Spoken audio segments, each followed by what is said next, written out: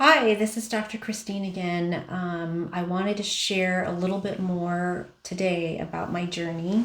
I'm going to get to some of the more the tougher parts of the journey in this video. So, where I'm at right now, I shared a bit about some spiritual elements, some things that God had spoken to us throughout this journey. I talked about how we try to manage our day to day a little bit, and also how some of the things that God had spoken to us are the things that we're hanging on to pretty much for dear life at this point.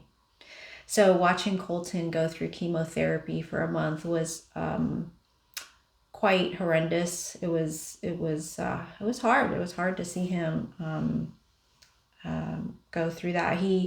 So the other part that was really difficult is seeing him change in appearance. So initially he looked fine. He looked fine for the first I think week or two, and then he started to bloat up pretty badly after the third week or something like that, because he was on steroids, and that was a part of the cancer treatment as well, and it was supposed to help kill off the leukemia and the cancer in the system alongside of the chemotherapy. But what that did is it bloated him up so badly. I think he must have gained like 10 pounds or something like that, and he only weighs like 70 pounds. So he turned into a different child in so many different ways. I mean, I really missed having a healthy child at that by then. He was always my healthy child.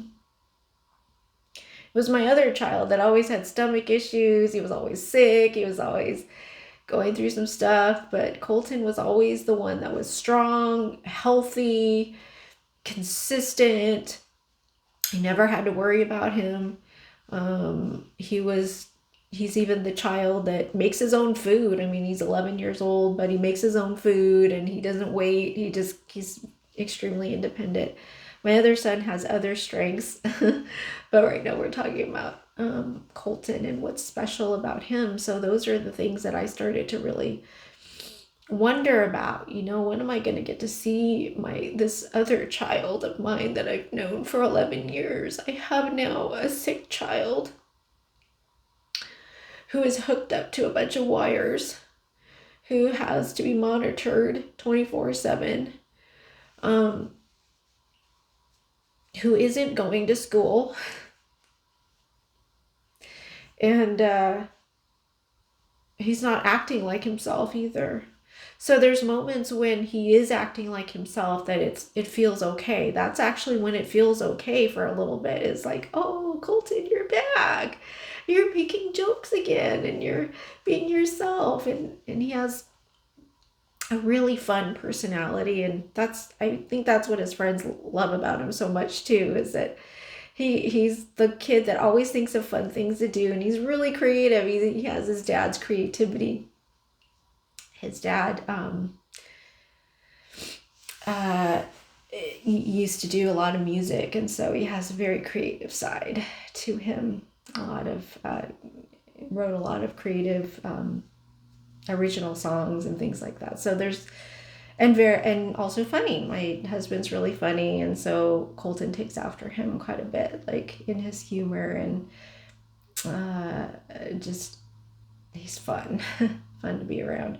But anyways, so the next part of it is that we're at 4 weeks and we're now about to find out how effective the treatment was for him. And that's a nerve-wracking thing. I mean, anytime they do that darn bone marrow test, it is a worrisome situation, because you're waiting for the result, and the result could be anything, because that's how cancer works. One day it's okay, and then you don't know, because they do it every few months or so. So this was like, they did one early January, and this was, I think, mid-February at this point. Maybe no, first week of February, something like that, because we wanted to see where he was at. And basically, if he was right around 5% leukemia or lower, they're hoping for 0, because then that would put him into some kind of remission at that time, and then they would keep going. So remission in leukemia does not mean your child is done. It just means that you're ready for the next block, and the next block is more leukemia. So going through 4 weeks of leukemia, 4 weeks of chemo and steroids, and he's gained all this weight. So he loses, he gains, he loses, he gains, and then he's got tons of water weight. He's bloated up like a balloon. And he does not look like himself. He does not look like the handsome little boy that he was like just a couple of weeks ago. So the quickness in the change is traumatic. And so we're now trying to see where he's at and whether or not we can move to the next phase. And by then, my husband and I, we communicate, pretty regularly, but through an experience like this, you don't get a lot of time together. So you're not talking all the time, and we're texting back and forth, but there's a lot that we don't get to tell each other. So, we're both pretty worn out at this point with watching Colton go through his ups and downs. And we're done. I'm like done. And my doctor friend, she's awesome. She's encouraging me. She's telling me, you can do this. And so is my other friend too, Lori. She's telling me, you can do this. You can do this. You got to fight. Colton is strong. He can do this. He's determined, which he is. He's a very strong and determined, strong-willed child, and very smart. And if anybody can go through something like this, it might be him, right? Not that you'd ever want your child to go through anything like this, but it takes quite a bit of stamina. And he's not a kid that complains a bunch, so he'll get poked by needle after needle after needle, and he doesn't complain. So, and he just takes it like a champ. And so when he doesn't take it like a champ, that's when I'm devastated. When this thing just takes it all out of him, that's when I break down. That's when I start to feel like I can't take this anymore. And I want God to release me from this. And I don't mean like in a negative way. I just mean like, God, do a miracle. Please. Do a miracle. Release us from this torture. Release us from the hell that we're in right now. And so I'm praying to God every day, and I'm asking him for relief. I'm asking him, is there any other way? And so before this point, I was pretty much trying to get used to this idea that our son was going to be going through chemo for like years, and that he would be on and off losing his hair and not looking like himself. That's what you have to deal with in these situations, and I was trying to accept that. But one night I just couldn't take it anymore. And normally this thing kind of trained me in a way to get with God like every night, almost every night, unless I was too exhausted and I just fell asleep. Then I wasn't able to, but I would pray. I even went so far as to start learning about like gifts of healing and things like that, and learned a lot, but learned that there was also a lot of imbalance in those areas as well for people, that people would start to think that they had the gift of healing apart from God, but we don't have any power apart from God. And so no matter how much, so there's certain beliefs, Christian beliefs, Christians have different denominations, and so there are charismatic denominations that really strongly believe in the power of healing, which I do too. I believe that God can do anything. That's what the scripture says. So, but there are some churches that feel that if you believe enough, that you can move mountains, meaning that you can create healing, that the body has to heal because you're willing it to heal. Well, there's a lot of inconsistencies there, because there's a lot of people that I think are trying to will healing on others or themselves, and it's not working. It has to be consistent with the will of God.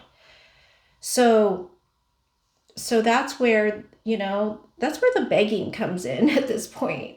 So I'm going to go to God, and if I have to beg God for my son to be healed, that's what I'm going to do. I'm sure all of you guys would do the same thing. So that night, and I hadn't truly begged God up until this point. Sorry, I'm kind of just a little bit of a mess here today. But yeah, I hadn't really come to God this desperate, right? Like, I'm desperate, but not this desperate. I'm telling God, please, please, I can't deal with this anymore. It's too painful. It's too painful to watch my son go through this.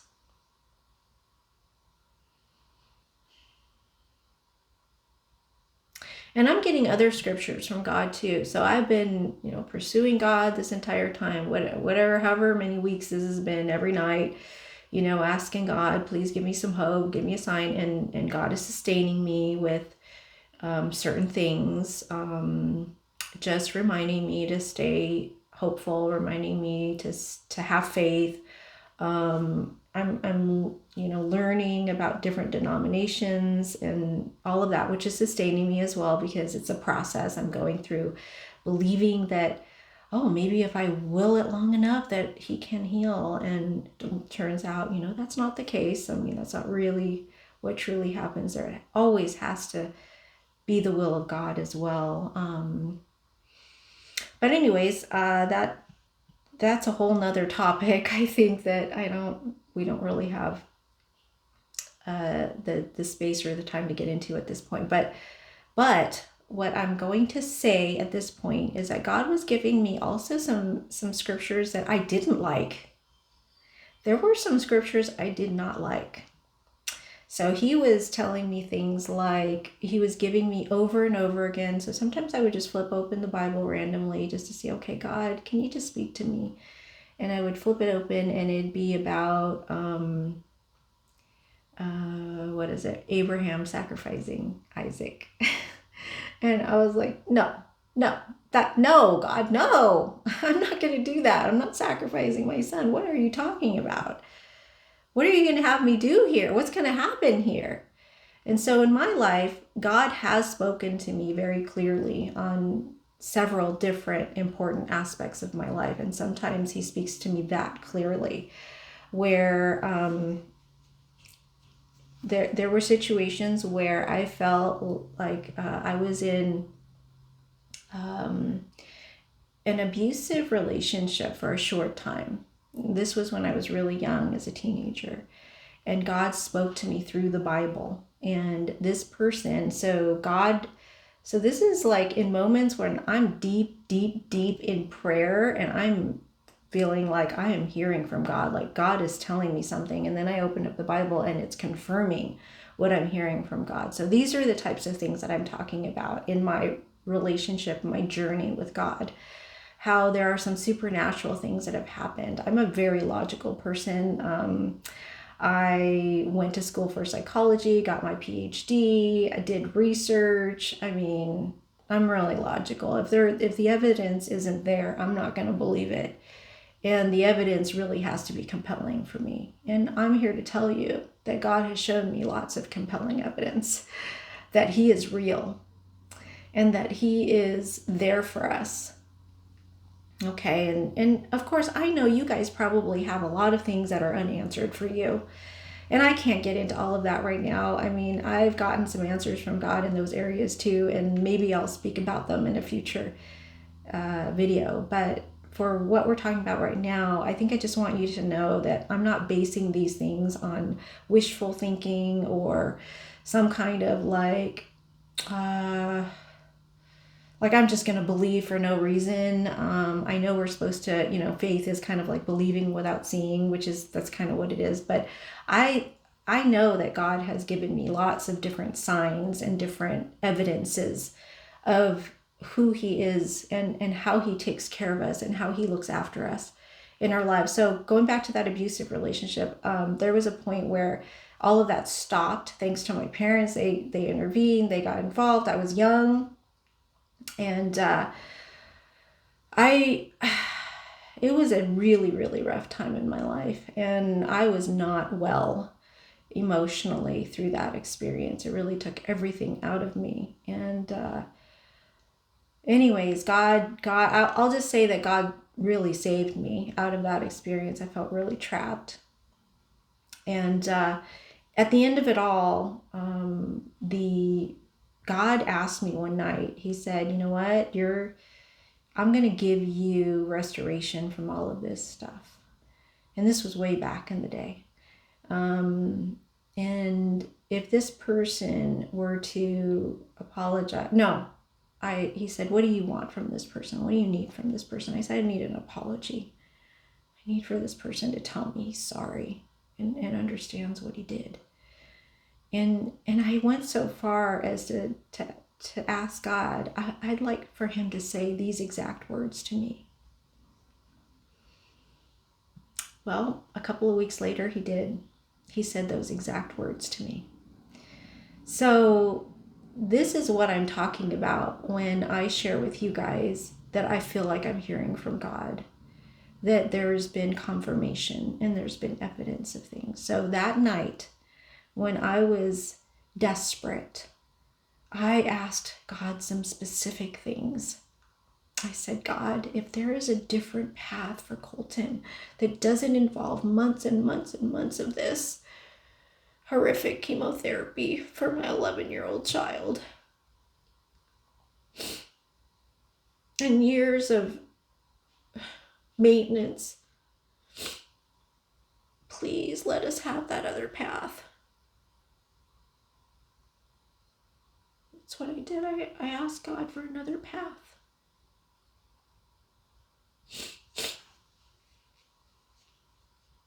So we get to the hospital to hear the news of where Colton is at, where he's at in his, what percentage of leukemia does he have? It's not good news. As you can imagine, I'm confused because I'm like, God, I thought I asked you for these things. And I felt like you were saying yes. I heard God say yes. I think I did. And I was hopeful. Extremely hopeful. So, this is what happened. We got the news. Colton still has 22% leukemia in his body. He failed the first course of treatment. That was the news that we got. It was devastating. We were like, now what? Now what, God? What do we do now? Now what, doctors? What do we do now? So they get us into a room. We've got the chemotherapy tract doctor. I guess that's what you would call it. He does the chemotherapy portion of it. And then we've got the bone marrow doctor there. And so we're going to be switched over to a different path. We're no longer going to be on this chemotherapy path. We're like, what? What does this mean? Immediately, I remembered what I asked God for the night before. Because the other thing I asked for is I said, God, if there's anything that can be done, maybe you could just have them switch him over. Maybe if the doctors had some kind of secret treatment that they haven't told us about. Well, sure enough, there was a secret treatment that they hadn't told us about. And it's called CAR-T. And it's a treatment that is only for, I believe, only approved for B-cell leukemia. his particular type of leukemia. And it's groundbreaking. It's only been around for a few years, and it's groundbreaking. And people are recovering from it. And it's a quick process. A quicker process. So I'm like, what? Is this for real? Yeah. Yeah. He just got switched over. And in fact, they said, we usually don't switch people over like this quickly, but because his leukemia is still so high, we're going to do this. It's just right there in that perfect percentage where we get to do this, and we get to approve him for this new treatment.